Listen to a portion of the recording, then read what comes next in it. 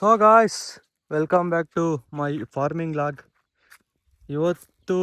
ಇವತ್ತಿನ ಕೆಲಸ ನಮ್ಮ ತೋಟದಲ್ಲಿ ಏನಪ್ಪ ಅಂದರೆ, ಅದೊಂದು ಬಾಹುಬಲಿ ಅಂತ ಒಂದು ಮೈಕ್ರೋ ನ್ಯೂಟ್ರಿಷನ್ಸ್ದು ಒಂದಿದೆ.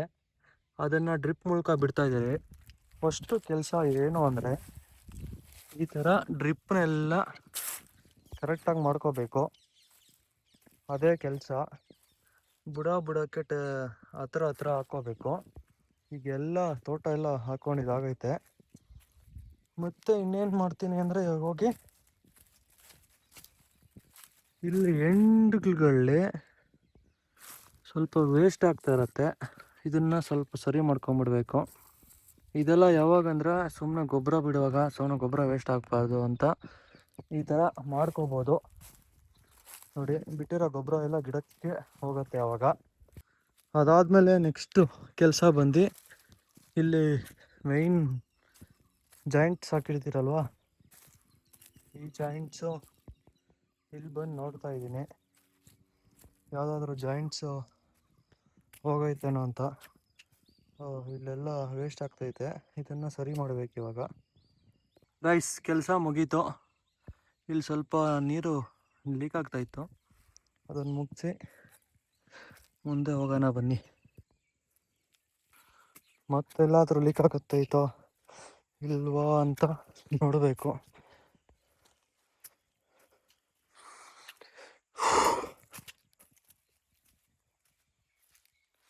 ಇಲ್ಲ, ಎಲ್ಲೋ ಲೀಕ್ ಆಗ್ತದೆ.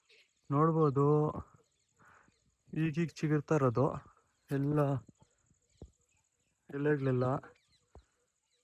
ಈಗ ಫೋಕಸ್ ಆಯಿತು.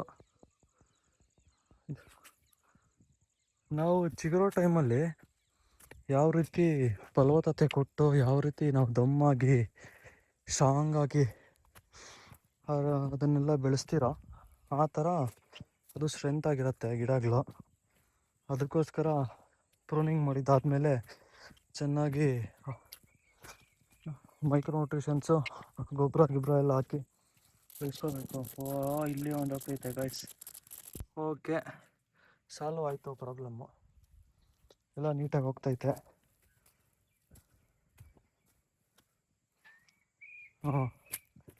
ಆಯಿತು. ಈಗೀಗ ಚಿಗುರು ಬರ್ತಾ ಇರೋದು. ಈಗ ಚೆನ್ನಾಗಿ ಸ್ಟ್ರಾಂಗಾಗಿ ಚಿಗುರು ಬಂದುಬಿಟ್ರೆ, ಮತ್ತು ಇದರಲ್ಲಿ ಬಿಡೋ ಕಾಯಿಗಳು ಕೂಡ ಫುಲ್ ಸ್ಟ್ರೆಂತಾಗಿ ಬರುತ್ತೆ. ಬನ್ನಿ, ಇಲ್ಲಿ ನಮ್ಮ ಪಪ್ಪ ಇದ್ದಾರೆ, ಹೋಗೋಣ. ಗಾಯ್ಸ್, ಔಷಧಿ ಹಾಕಿ ಬಿಟ್ಟಿದ್ದಾಯಿತು.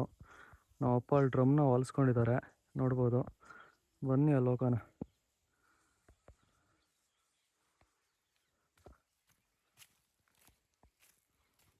ಗಾಯ್ಸ್, ಇವಾಗ ನಾವು ಇದನ್ನೇ ಬಿಟ್ಟಿದ್ದು ತೋಟಕ್ಕೆ. ಇದೇ ಮೈಕ್ರೋ ನ್ಯೂಟ್ರಿಷನ್ಸು ಬಿಟ್ಟಿದ್ದೆಲ್ಲ ಆಯಿತು ತೋಟಕ್ಕೆ. ಇವತ್ತಿನ ಮ್ಯಾಟ್ರ್ ಇಷ್ಟೇ. ಈ ವಿಡಿಯೋ ನಿಮಗೆ ಇಷ್ಟ ಆದರೆ ಗೊತ್ತಲ್ಲ, ಲೈಕ್, ಕಮೆಂಟ್, ಸಬ್ಸ್ಕ್ರೈಬ್ ಮಾಡಿ. ಅಷ್ಟೇ ಗಾಯ್ಸ್. 6 ಮೇ 2026 ಇವತ್ತಿನ ದಿನಚರಿ ಮುಗೀತು. Thank you for watching this guys.